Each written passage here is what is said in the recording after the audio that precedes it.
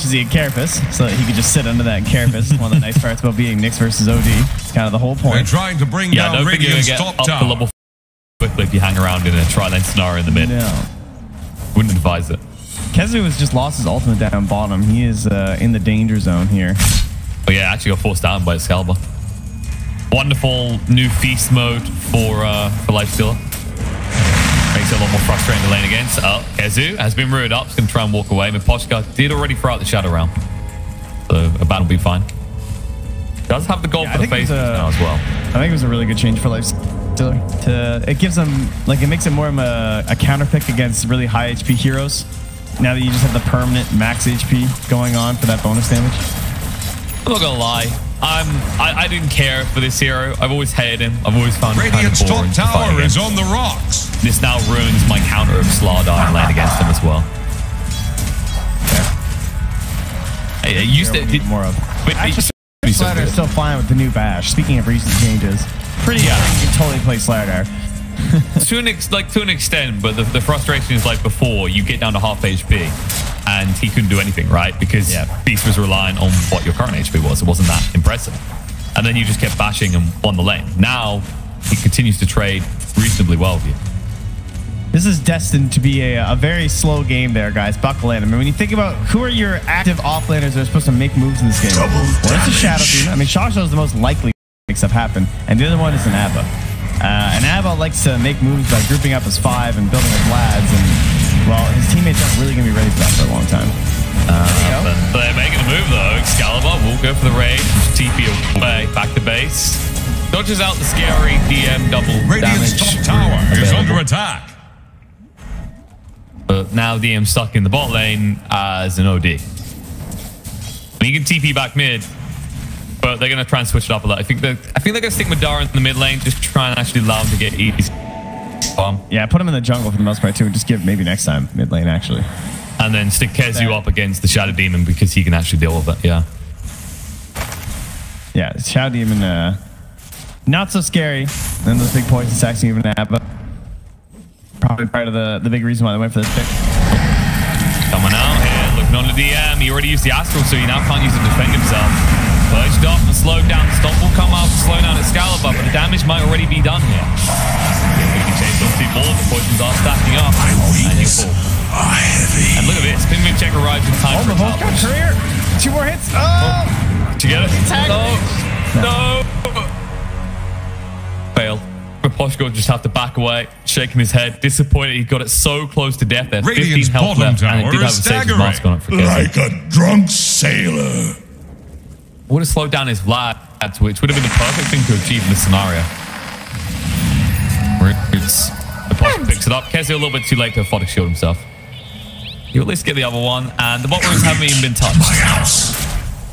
Yeah, they're just forcing this bottom tower in, so it will be the ranged bear for Pigman check. Okay. Going to get stuff done a little bit earlier. Dire structures are fortified.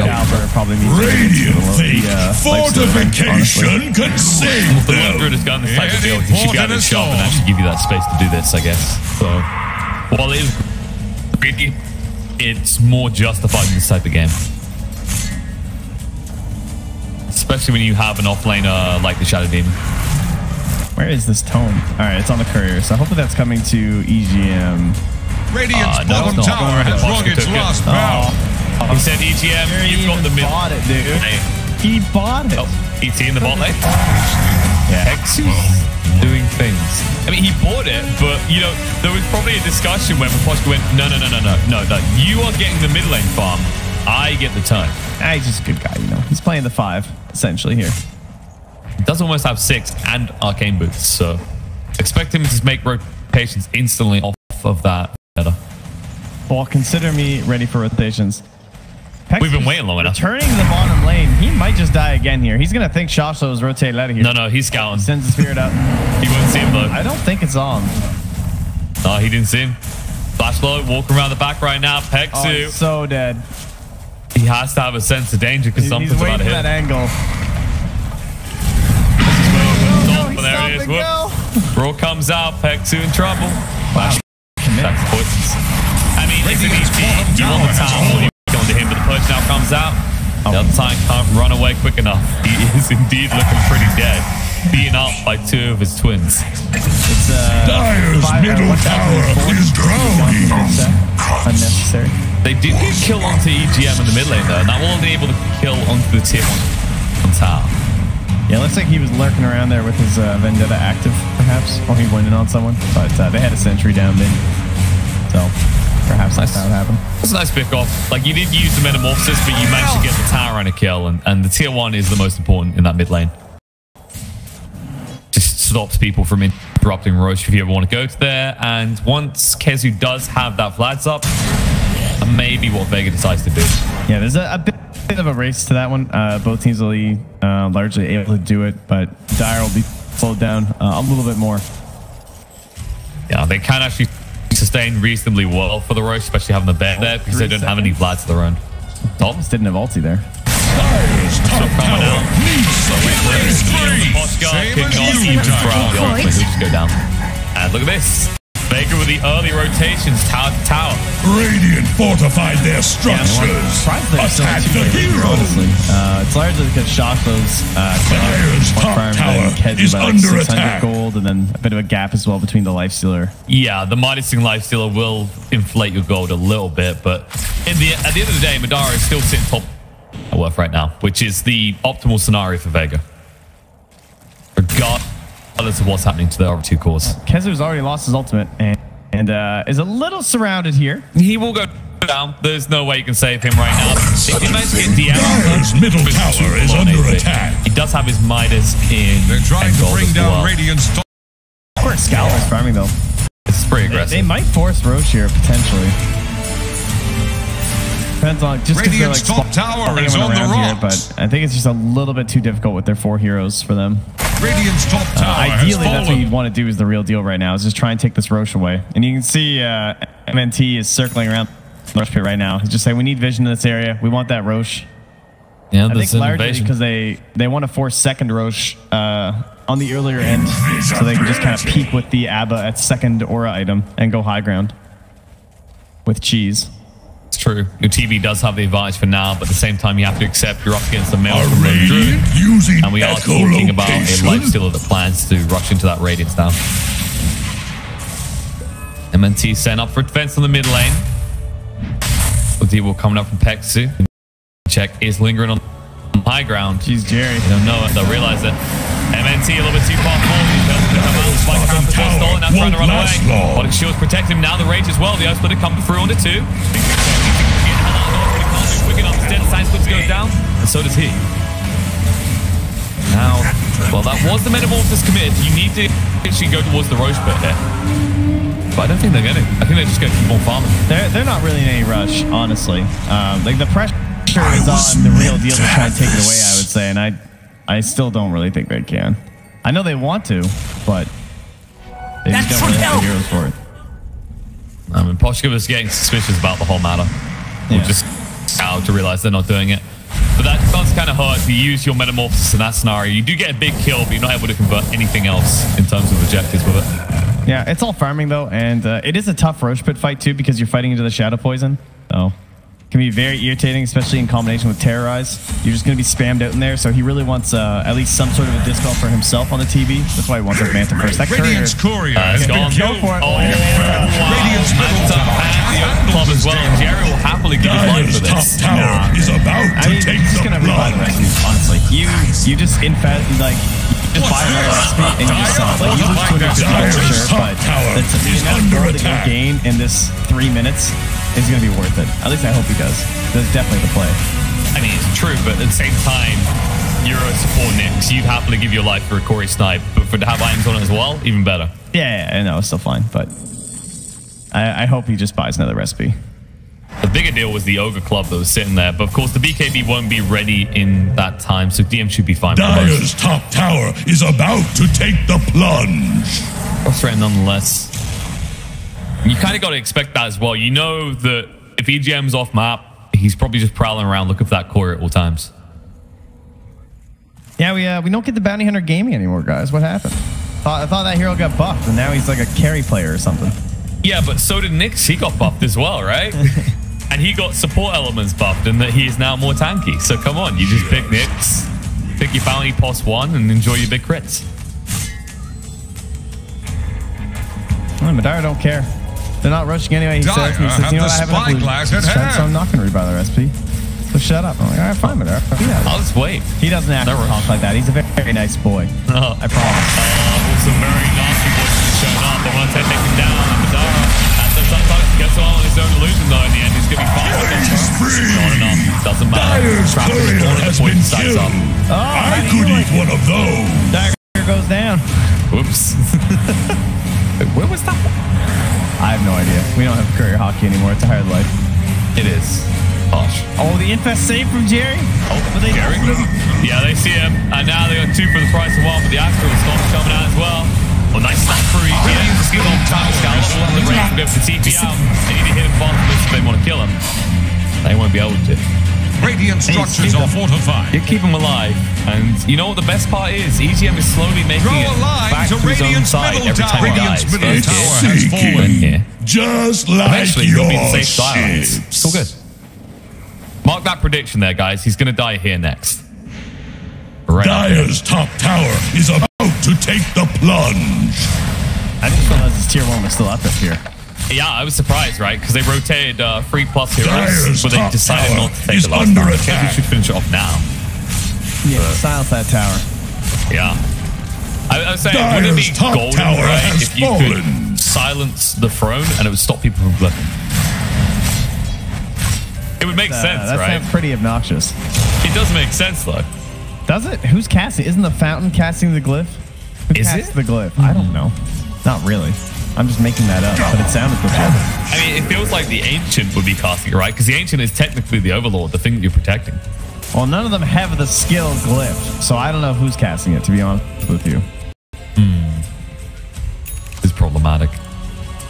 We'll never know. It's probably the shopkeeper. Probably need a lorgasm or something for it, I guess. It's probably a button under the shopkeeper's anvil. Just hits it, switches on. Yeah, that sounds good. That's why he's got a security button at the bank or something. Yeah, I mean, look at him. He's got that smug look on his face for a reason. He's like, no one knows to this day that I am the holder of the glyph. All right, Kezu's making the call here. He's saying, I want to roast now, guys. It's that time of the game. I mean, they've got rid of that tier 1 top. Medallion. And they got rid of tier 1 mid. And they set medallion now up. So the conditions for Roche have been met. They might try and wait first, see if they can get a kill with Metamorphosis before converting on the pit. It looks like Miposhka's being forced to become a courier here, as Excalibur has dropped the recipe for him, because there is no the Dire, so good luck. Jerry scouting out the Radiant team. He just passed that sentry. Now he's going to come back into what he thought was safe territory. Well, we'll use the spike carpets to buy a little bit of time, but will it be enough? He might get out of range, but they've got the dust. They'll chase him down. Does use the shrine. Hell, does connect on the 1. Three on top. He can't get that proc off. If Kezu hits him one more time. Oh, it doesn't even matter. The Fate Bolt proves enough. But he bought time. You know, his life still just his base rating. Excalibur can play further away from his base while Vega plays closer. I'm not sure that's the way you want to do. He just picks the tower. He's like, Dire's top tower is under attack. Dire's structures are fortified. And rush towards Roche. You said it yourself. They can just wait this out. Tower is about to take the plunge. In the meantime, is going full big crits now on the Lone Druid. I like how Excalibur is kind of trying to force these issues with his Radiance and his Rage TP that still don't have an answer to it. Yeah, and in the meantime, Vega are losing heroes here. Pexi goes down to the crits from the Lone Druid. They do keep that T2 alive. It's all because TB has come back down in Madara, not able to be anywhere near fight zone. Excalibur, thinking about the Manta, eh? I guess he needs something because of the silencers from the Abba. I was thinking he might go for that like Radiant Solar Crest build. Okay, no, maybe not. Yeah, I don't know. I kind of like Solar Crest on the Lifestealer here, but it's going to come too late to do Roche anyway, so I can understand why he wants the Manta for the Abaddon and even just like dodging ET and stuff. It's also agreed, right? It allows you to farm multiple zones of the map. I mean, you're Alchemist. It's fun. Who doesn't like being an Alchemist? They just keep pushed in, and Madara never able to actually leave the space. It's like, what would you go alternatively at this point? This is kind of the frustration of this build. Is like, it seems like the right move, but I find quite often often when I have to do this on the hero, you feel limited in items you can go towards. It's always the Solar Crest or the Manta. One is going to say I have to fight in the next 5 minutes. The other's like, okay, if we get into a farming race, I feel a lot more confident about the outcome for me. Yep. Yeah, that's fine. I think the last like 10 minutes have gone really well for the real deal. I wasn't sure. I don't know. They started off with like a little bit of a lead in the laning phase, but I really felt like eventually Vega was going to grow with this ABBA, and it'd be very scary, but hasn't really happened. Getting that bottom lane, that big push that they did with the Shadow Demon Lone Druid was huge. Like taking down those towers so early put so much more pressure on Vega, and now they're finding a big kill. Playing aggressively. Badara, who's farming his own jungle, gonna slow him down from moving away. Until the sun of his shit up, he can't get out. Man, that's very scary. Double fear. Yeah. Now they can just push on the mid. And I think you're right. This is looking beautiful for Real Deal right now. Maybe next time we'll protect himself despite Carapace, but Excalibur's a race car. Moving in, will be slept. Stomp will alarm to back away. He did steal the open wounds. Oh, Keza just tried to TP back and to get Yules up there by Shoshlo. Shoshlo might try and cut them off, actually, because they're still chasing across MNC. The pursuit continues, and now the Real Deal looking to connect here. Kezu has been slowed down by the disruption. He can't make it out. He's got his ultimate, but they might just be able to slow him down here. If one route comes out, he's in trouble. First Crown will stun him on the spot. Body Shield gets rid of it, but it's too late. Double kill, I think, big chance. They can't push the tower though. The creep wave is nowhere nearby, but they can go towards the Roche pit. And after all that, Shadow Demon's gonna have a blink dagger here soon too. So he's Shosho's essentially, well, the Radiant are scanning for enemies. That's what the skill name is. That's what he's trying to do. He just wants to get in the back lines, disrupt one guy, maybe toss him up with the Yule, check out some poison, boost some damage. Especially against this TB, the unit is not getting the BKB anytime soon. This ruins his ability to even be involved in the fight in a 5-on-5. And even if he does, he uses his own illusions against them, which do hit pretty hard. They are trying to interrupt this.